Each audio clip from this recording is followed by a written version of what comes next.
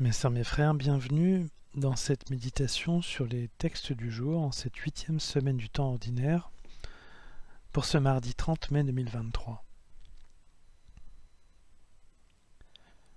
Avons-nous suffisamment de respect pour Dieu ? Jeanne d'Arc, que nous fêtons aujourd'hui, avait fait de ce respect sa devise « Messire Dieu, premier servi ». Cette question du respect de Dieu concerne à la fois la crainte de Dieu et la piété que nous pouvons avoir dans la sanctification de notre vie quotidienne. Lorsqu'on nous demande si nous respectons la patrie, nous répondons avec protestation que nous payons nos impôts et que nous respectons les lois. Nous sommes donc dans un légalisme louable, mais sommes-nous pour autant toujours justes ? La question se pose aussi sur le plan religieux, dans notre rapport à la patrie céleste et à Dieu. Nous pourrions répondre que nous respectons les autres, que nous jeûnons, que nous sommes investis dans notre service ou notre ministère pour l'Église, et bien d'autres choses encore. Mais est-ce que nous louons Dieu en toutes circonstances ? Est-ce que nous lui témoignons notre reconnaissance en tout temps pour son amour inconditionnel ? La louange de notre Dieu est ce qui permet de rassembler deux dons de l'Esprit Saint en une seule action, la crainte de Dieu et la piété. Ce sont deux dons fondamentaux. Naturellement, les autres dons le sont aussi et ne sont pas séparables abstraitement les uns des autres. Mais la crainte de Dieu, c'est non pas la peur d'un Dieu vengeur et terrible, mais le respect qui lui est dû au regard de son amour pour nous, de son intelligence, de sa sagesse, des règles de conduite qu'il nous a données, bref, de son statut tout simplement de Père pour nous, comme pour Jésus à son égard d'ailleurs. La piété qui en découle est cette recherche de Dieu en toutes circonstances, dans les choix que nous faisons et les pensées que nous avons. La prière est un exemple concret de piété, mais il y en a bien d'autres. La louange, qui est une action simple et concrète, rassemble ces deux dons. Théologiquement, on parlerait plus d'action de grâce à la place de louange. La louange représente l'acte de remercier Dieu pour son amour et peut prendre de multiples formes, dont le chant ou la prière à voix haute. De nombreux psaumes sont d'ailleurs des prières vocalisées et chantées d'action de grâce.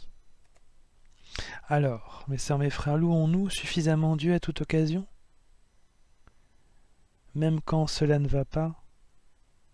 Même quand une situation nous contrarie ? Même quand un drame nous arrive ?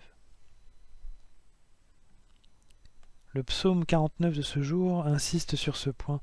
Il ne dit pas qu'il faut remercier Dieu quand il a répondu à nos prières. Cela, évidemment, devrait être fait. Mais il ne précise aucun contexte de remerciement, ce qui signifie que ce remerciement vaut pour le général, c'est-à-dire pour toutes les situations qui peuvent nous arriver. Qui offre le sacrifice d'action de grâce, celui-là me rend gloire, dit le texte de Ben Sira.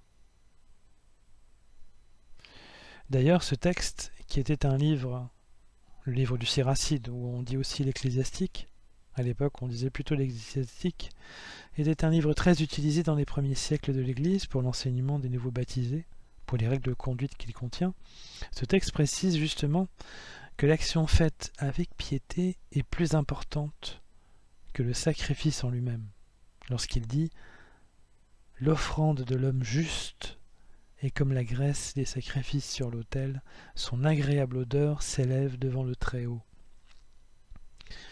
Le Siracide insiste sur le comportement et l'attitude de celui qui offre un sacrifice, comme si sa piété était plus importante que le sacrifice en lui-même.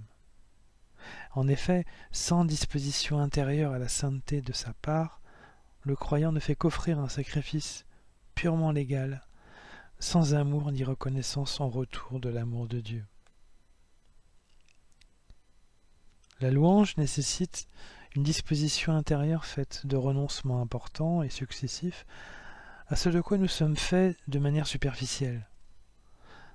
La louange contrecarre l'ego, justement. Cela contrecarre l'ego de louer Dieu, car nous créons en nous une ouverture spéciale qui rayonne dans tous les sens vers Dieu et toutes les personnes que nous pouvons rencontrer. Je témoigne ici que j'aurais dû louer Dieu bien plus souvent,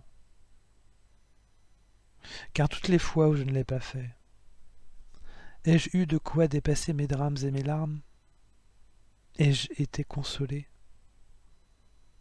Au contraire, à chaque fois que nous exprimons notre reconnaissance à Dieu, nous avons la consolation et aussi un moyen de sortir de notre situation dramatique en percevant un point de vue et une ouverture que nous n'avions pas vue auparavant.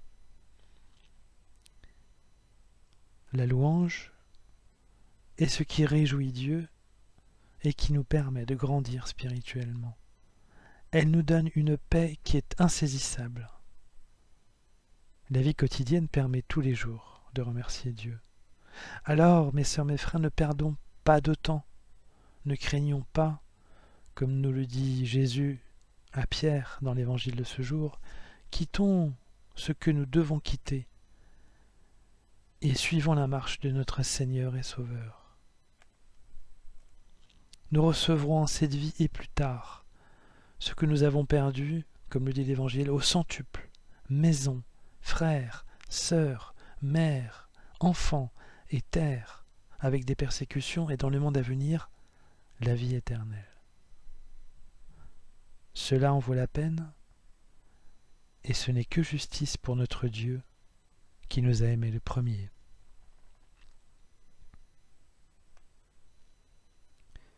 Mes sœurs, mes frères, après cet instant de méditation, je nous invite à la prière. Ô Père Céleste, toi qui nous as aimés le premier, toi qui nous as choisis, toi qui nous connais bien, donne-nous cette capacité à te louer en toutes circonstances comme ton Fils Jésus-Christ et à entrer dans ton amour. Car te rendre grâce pour tes bienfaits comme pour nos tragédies nous aide à demeurer avec toi, toi qui es puissance, sagesse et amour. Amen.